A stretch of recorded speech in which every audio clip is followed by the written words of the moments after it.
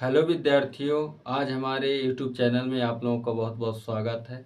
आज हम पढ़ेंगे प्रतिस्थापन विधि। पिछले वीडियो में हम 2 क्वेश्चन कर चुके हैं। अब हम तीसरा क्वेश्चन करने जा रहे हैं, तो आइए करते हैं। तो इसमें क्या करना है कि जैसे पहले किए थे, आपको क्या याद करना है कि समीकरण 1 से पहले क्या चलना है। समीकरण 1 बना लेना है। और समीकरण इसको क्या बना लेना, सबसे पहले समीकरण 1 बनाना है, फिर समीकरण क्या बनाना है 2। अब क्या करें, समीकरण 1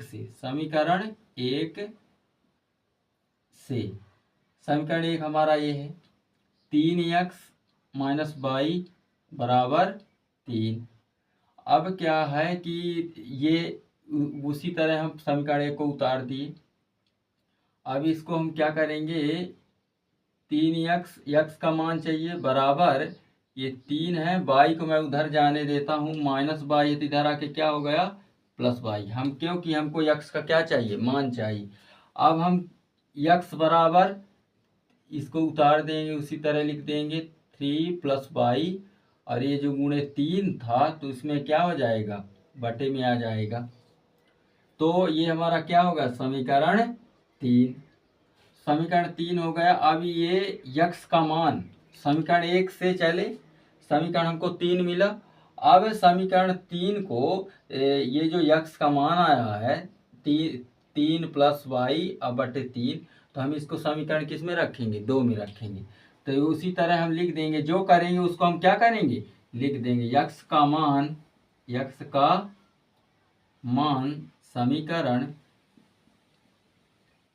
समीकरण 2 में रखने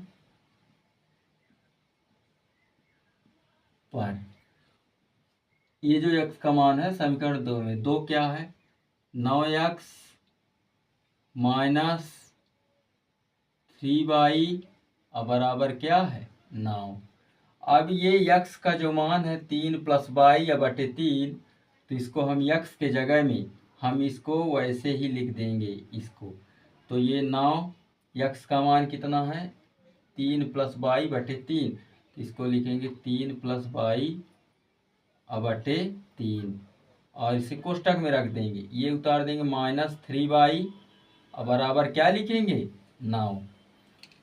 अब इसका गुणा यदि कटता है, नीचे ऊपर कटता है, बटे में ये भाग में है, तो जैसे 3 से 9 3 बार में कट रहा था, 3 त्रिकैया 9, ना कटता तो हम क्या करते, इसमें और इसमें गुणा करते, और इसको फिर एलसीएम लेना पड़ता, फिर उधर गुणा। आगे क्वेश्चन यदि आएंगे तो हम बताएंगे। तो यदि कट रहा है तो 3 त्रिकैया 3 भाग चला गया। अब हम क्या करेंगे कि इस 3 का इसमें गुणा करेंगे, या पहले लिख लेते हैं 3 + 3 + y और -3y और बराबर क्या लिखेंगे 9। अब इसका गुणा इसमें करेंगे, 3 त्रिकैया 9 + 3y और -3y और बराबर क्या है 9। अब ये प्लस में है 3y और ये माइनस में थे, दोनों खत्म, कट गए, घट गए। अब हम क्या करेंगे, यहाँ क्या बचा, केवल 9 बराबर 9। तो इसके हम आगे नहीं जा सकते क्योंकि कोई चर मिला ही नहीं, ये यहाँ अचर ही आया, 9 ही आ गया, तो हमारा यहीं तक आंसर है इसमें। तो हम क्या लिखेंगे, अतः चर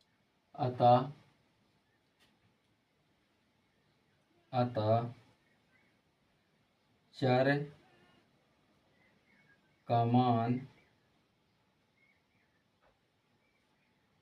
नहीं है,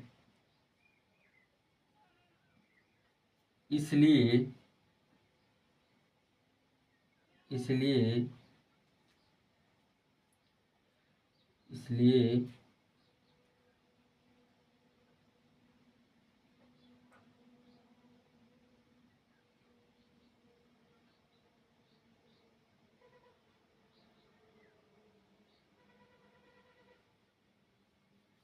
हो गया, अतः चर का मान नहीं है, इसलिए हम आगे नहीं कर सकते हैं। तो यही हमारा क्या हो गया, आंसर हो गया।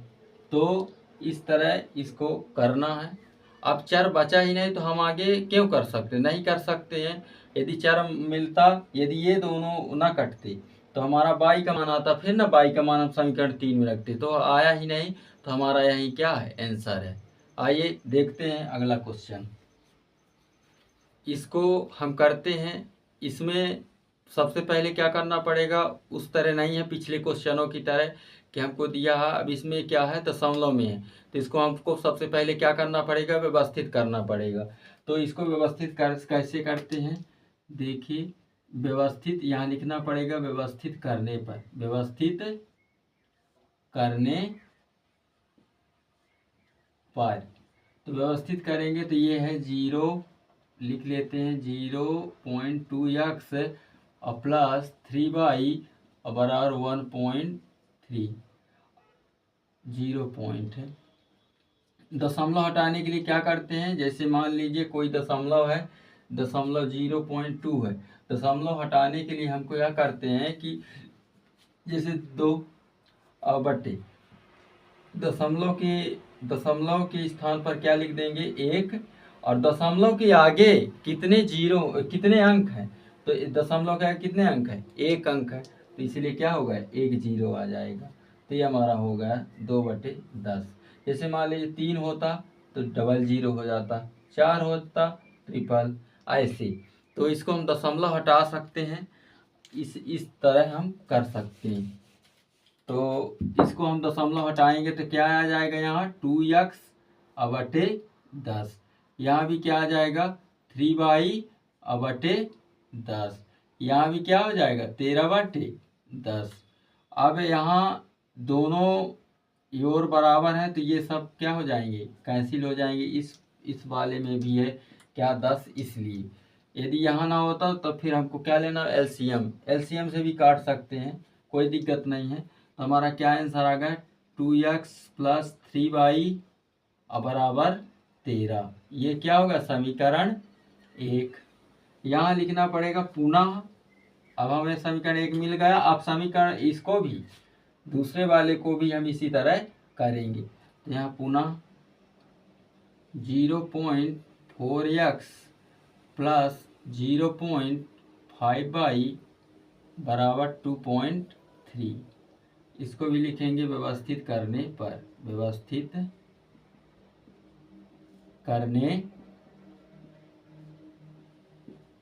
पर। तो व्यवस्थित करेंगे तो यहाँ लिखेंगे 0.4x और प्लस 0.5y बराबर 2.3। अब ये दशमलव हटाएंगे तो क्या आ जाएगा 10, यहाँ भी दशमलव हटेगा तो क्या आ जाएगा 10, यहाँ भी दशमलव हटेगा तो क्या आ जाएगा 10। तो ये दो सभी कैंसिल हो जाएंगे तो बचेगा क्या, 4x प्लस 5y बराबर 23। ये हमारा होता है समीकरण 2। अब हम इसके आगे समीकरण 1 से फिर प्रतिस्थापन विधि अब करेंगे, अब शुरू होगा। इस तरह हमको सबसे पहले क्या कर लेना है, व्यवस्थित। तो हम लिखेंगे समीकरण 1 से, समीकरण 1 से, समीकरण 1 हमारा क्या है, ये है 2x प्लस 3y बराबर क्या है 13। तो यहाँ लिखेंगे 2x, x का मान चाहिए 13, ये प्लस वाई है तो इधर आके क्या हो जाएगा -3y, और यहाँ x बराबर क्या है 13 माइनस 3y, अब बटे क्या है, ये गुणे में तो क्या हो जाएगा बटे में। ये समीकरण क्या होता है 3। ये जो x का मान है अब हम सब किस में रखेंगे, समीकरण 2 में रखेंगे, समीकरण 2 में। समीकरण 2 ये है 4x प्लस 5y बराबर 23। तो 4x का मान कितना है 13 माइनस 3y अब बटे कितना है 2, अब प्लस 5y बराबर क्या है 23। अब ये भी कट सकता है, क्यों, क्योंकि यहाँ 2 बटे में है तो 2 का मल्टीपल है 4, तो इसलिए ये क्या हो जाएगा, कट जाएगा, 2 से भाग चला जाए। तो यहाँ क्या लिखेंगे, दूनी 4। तो यहाँ फिर अब 2 का क्या करेंगे, मल्टीप्लाई करेंगे 13 में भी 3y में भी। तो 13 दूनी 26 और माइनस 2 तिहाई 6y और प्लस 5y और बराबर क्या है 23। अब यहाँ ये देखना है कि ये अंक को एक तरफ करना है और जो बाई है जैसे -6y और प्लस 5y, तो इनको इकट्ठा करना है अंक को एक साइड, तो इसको उस पर रखेंगे तो क्या हो जाएगा -6y और प्लस 5y बराबर क्या है 23। ये प्लस में इधर आके क्या हो जाएगा माइनस में। अब इसको अलग अलग चिन्ह क्या होता है घटता है, यदि अलग अलग चिन्ह रहेगा तो घटेगा, तो यहाँ क्या हो जाएगा 6 यानी 6 5 गए 1 बाई, तो बाई, और वो माइनस बड़ी संख्या के आगे माइनस, तो बड़ी संख्या के आगे जो चिन्ह रहता है वो चिन्ह आता है। तो बड़ी संख्या के आगे 6 है तो 6 माइनस है तो माइनस आ गया, अब बराबर 26 में 23 गए, प्लस माइनस घटेगा, 26 में 23 गए क्या होता है 3, तो यहाँ क्या होगा बड़ी संख्या का, तो माइनस माइनस क्या होगा प्लस, तो बाई का मान हमारा क्या है 3, बाई का मान 3। अब ये जो बाई का मान है समीकरण किस में रखेंगे 3 में रखेंगे, ये जो समीकरण 3 है इसमें हम बाई का मान क्या करेंगे रख देंगे। तो यहाँ लिखना पड़ेगा बाई का मान समीकरण 3 में रखने पर, 3 में रखने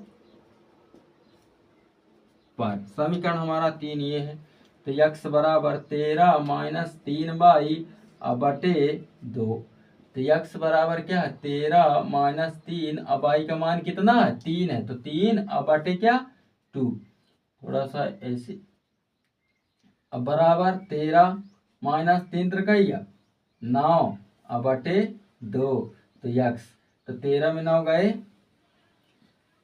गए 4 बटे 2, x बराबर 2 दूनी 4, तो x बराबर क्या आ गया आंसर हमारा, x का मान भी आ गया 2। तो हमारा x का मान भी 2 आ गया, y का मान भी 3 आ गया, तो यही हमारा आंसर है। तो आज के लिए इतना, बाकी हम नेक्स्ट वीडियो में पढ़ते हैं।